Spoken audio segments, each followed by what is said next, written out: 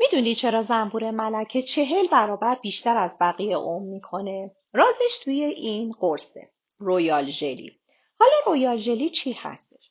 رویال ژلی یه غذای فوق مغذی هستش که زنبورها فقط به زنبور ملکه میدن تا قدرت، انرژی و طول عمر بیشتری داشته باشه.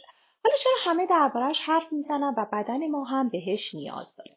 چون رویال ژلی سرشار از ویتامین‌های گروه B برای انرژی و تمرکز ما به اون نیاز داریم و همینطور آمینو اسیدهای ضروری برای پوست و سیستم عصبی بدن ما هست. و بهتر از همه برای کنترل استرس و خستگی و کمک به تقویت سیستم ایمنی و هورمون‌های ما استفاده میشه. برای کیا خوبه؟ خانم‌ها در دوران یائسگی که نوسانات هورمونی دارن و کسایی که دائم خسته و بی انرژی هستن در طی روز و یا افرادی که پوست شادابتر و جوانتر میخوان و کسایی که دنبال حمایت طبیعی برای باروری و سلامت جنسی هستن.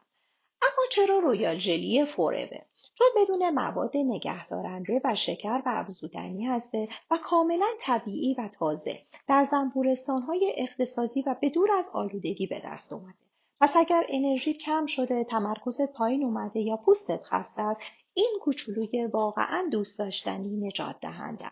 سوالی داشتی تو کامنت ها ازم بپرس، خوشحال میشم که راهنماییت کنم.